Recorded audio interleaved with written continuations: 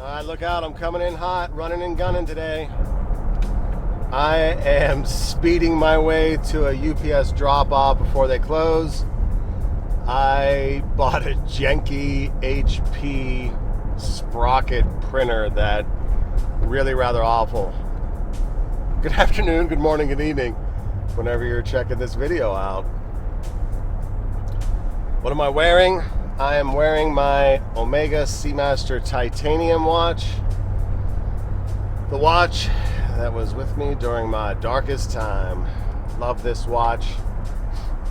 Keep your eyes out on this watch. This watch is definitely going to show up in one of those just one watch videos. Love this piece. But I bought this sprocket printer. It's basically a small form factor home photo printer. I don't need to print photos at home.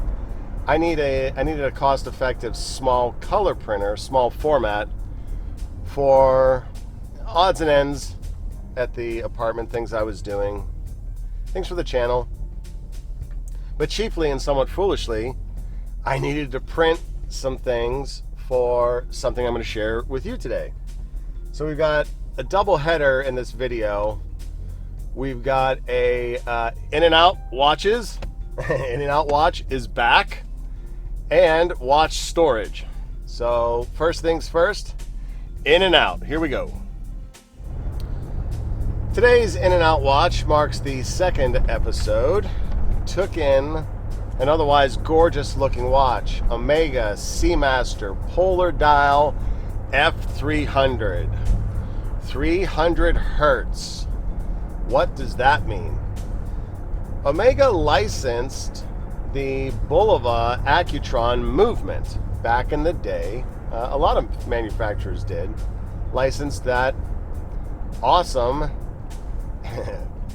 NSA release impeded movement for use in some of their watches. They of course rebranded it. I think this was rebranded as the Omega 1850 movement. And it's battery operated tuning fork. And I was really hoping that this watch was going to work out for a couple of reasons. One, with this integrated bracelet, kind of scratched that itch for the baby Ploprof.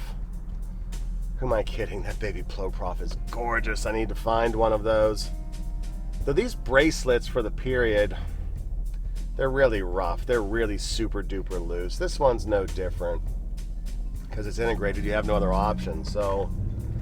But the reason I'm sending it back is that it has a defect. And the defect, it's so beautiful to look at. The dial's super clean, bezel functions great, case is clean, crown actuates well, keeps decent time. But when you go to set the time, when you cycle the hour hand, the minute hand around, the second hand does this weird jump of 5 to 20 seconds and is spinning around. Almost like it's not on the... Is that a pinion? It's a post? It's almost like it's not attached to the post, right? But I was doing some research. These movements have known issues, and I can't remember what the thing was. I'm going to put a blurb up of it that I got off the One Omega forum. But this is a known issue. And if the seller had declared it, I wouldn't have bought it.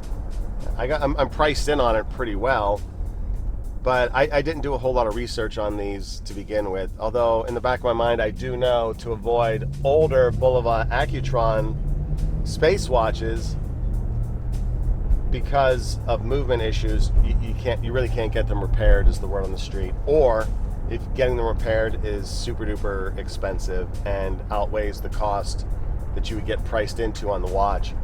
I sent a message off to Joe to see if he could look at it, but the way this seller replied to my initial acknowledgement of it, didn't care for it. Wasn't sympathetic. Was more, whenever a seller goes into a defensive posture. This watch arrived safe and sound. It was actually overpacked. He's not US based, so I'm going to have to deal with some DHL issues.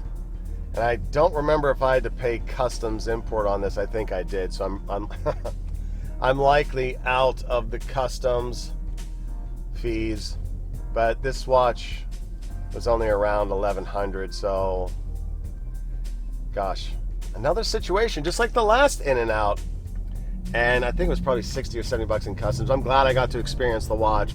But otherwise, this watch is beautiful, and it wears well on my wrist. It was in great condition, but it's got problems. So this seller should have declared it. I would have avoided it. I wouldn't have bought it. Word to the wise.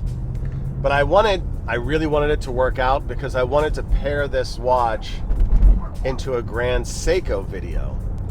Because just like the Grand Seiko spring drive movement, the sweep, not the mechanics of the sweep, but just the smoothness of the sweep, I could just lose my whole day watching it and just watch the seconds of my life disappear. It's so mesmerizing. And this movement has that hum, that beautiful sort of hum. You can't really hear it unless you put it right up to your ear. It's pretty relaxing. And what a great technology. Back in the day, you probably have heard that when Bulova was set to release this, the NSA stopped them, delayed them, because I guess that technology was in use in their spy satellites or something. How funny is that? I don't know how much truth there is to that. But I also picked up a Bulova Accutron book recently, which I haven't cracked open. So you know what? Today's video, it's going to be a triple threat. We just covered the In-N-Out. This thing's going back. I expect the seller to balk and to fight me a little. But when a product does not match the photos or the description, eBay has your back. Now, when it's an international seller, it can be a bit of a bear. If it's underneath the threshold of $2,000 and didn't go to authentication, you're going to be doing a return directly with that seller. The seller still has to send you the label. They unequivocally must be the one to send you the label, no matter what the seller says, no matter what they say. eBay policy is 100% of the time they are responsible for sending you the label. You do not have to go out, run around doing customs documentations. You don't have to go here, there, wherever.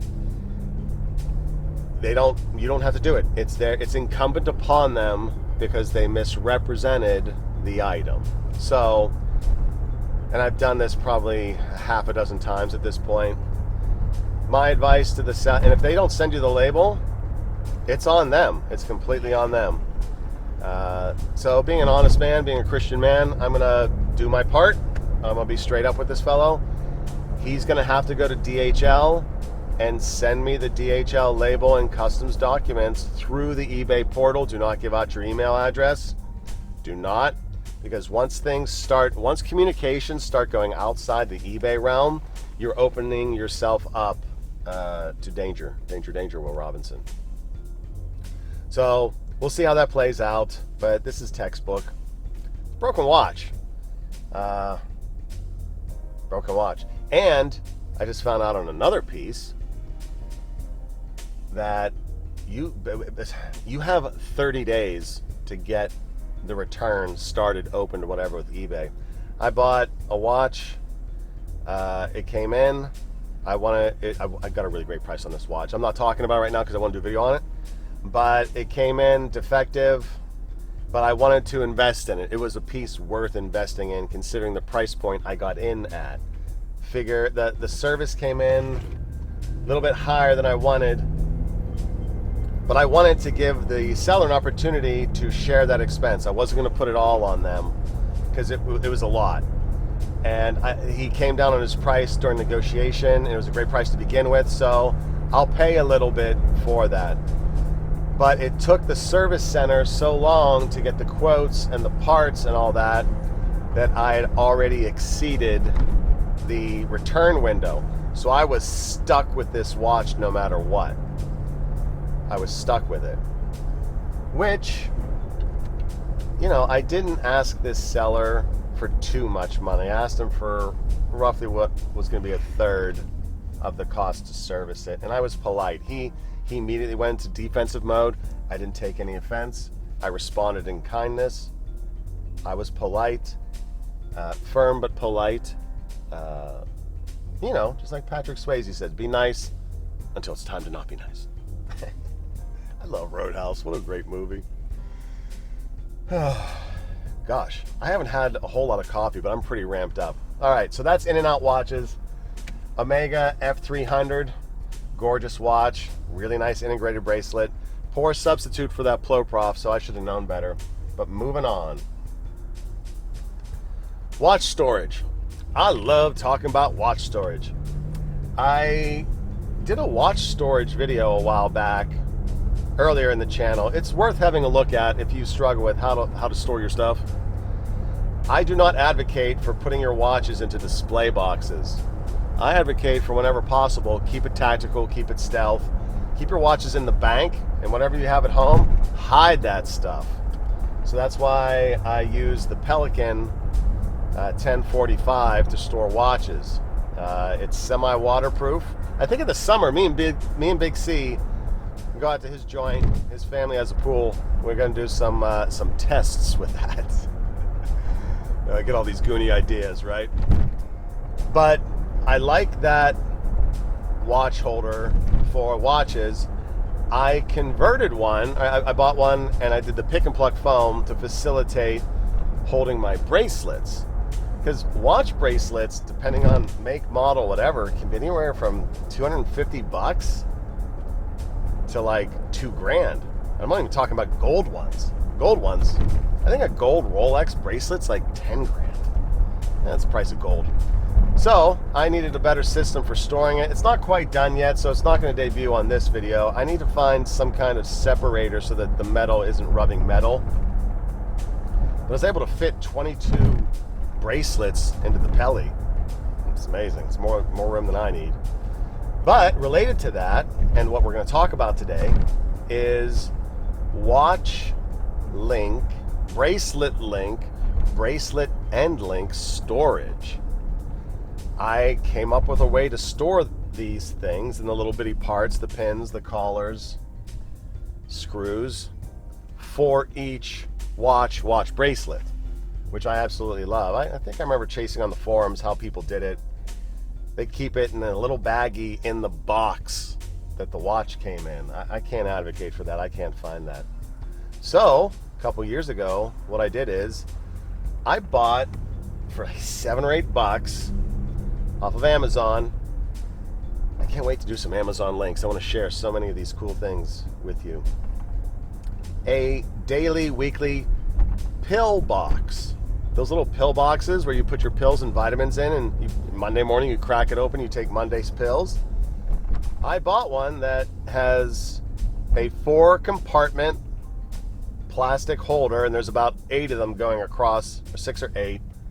And I print out little color photos of the watch head in such a way that it fits into the pillbox holder so that it securely holds the links, pins, screws, whatever, and you can see which watch it's for because of the picture staring up at you. I did this years ago. I felt so brilliant.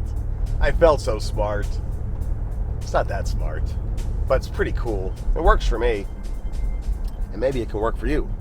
So I'm going to throw up some photos, put up some photos for it, and I wanted a little printer because I've gotten some more watches since the last iteration. I like it. It looks nice when it's color. It's an idiot though. Plus this printer sucks. So I just printed it to PDF, and I'm going to head out to FedEx, print, and just print it out there. It's probably going to cost me $2, if that, compared to a $180 printer that's going to otherwise collect dust. Shame on me. Should not have bought that. I am at the UPS store, so I'm going to come in here, drop this package off, and then I'll get back on the road. But at this point, note to self/editorial staff, let's take a look at that Bulova Accutron book, shall we? Here we have the complete guide to Bulova Accutron watches. How exciting, by Daryl Hansen. Well, Mr. Hansen, you have put together quite a tome here, sir. This is my first crack at the book. I haven't gone through it, haven't read it yet. It's really exciting to have it in hand, though, especially because the F300 is in here somewhere. Now, I did take a quick little spin through this. Amazing documentation of the models and the part numbers, the reference numbers, and the such and such. Let's see. I kind of wish, well, you'll see in a second here, I kind of wish there were more color photos. There's our main man right here. But look at these. Look at all of these references. My goodness, if you were on a hunt for something, if you're looking for these watches, you're going to be hard-pressed to find a better source than this. Just imagine if these were color photos, how cool that would be. Even so, my goodness, what an amazing example of horological bookkeeping. I'm going to enjoy going through this. Anywho, an interesting book and well worth it if you're super into the Bulova Accutron watches. There you have it. Bulova Accutron.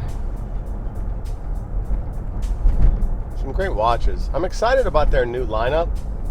A couple other channels have covered those. Those watches are too big. I think when the new ones get cut down to 40 millimeters or 38, they're going to be awesome. I don't know, awesome? I think they're going to be cool. I think it'd be something worth owning. There's a lot going on there. There's a lot of horology, if you will, going on in that movement. And it's a conversation piece. It's something beautiful to look at. I would check one out. I've seen them in person at a couple ADs. This gargantuan, just way too big, way too big. I'm actually kind of surprised they went to market with it, considering watch sizes are beginning to trend downwards in size. Oh well. Got my return done. Kicked that printer out the door. Gonna head up to FedEx, get my little squares printed for my watch link box. And then, got another return to do at Lowe's. Need to get some piping. Need to upgrade the home studio a bit. Hope you enjoyed this little episode in this hobby of ours.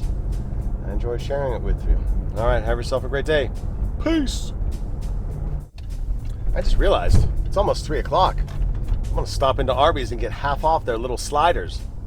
I love them little sliders. Little chickens, little hammies. Ba-bam.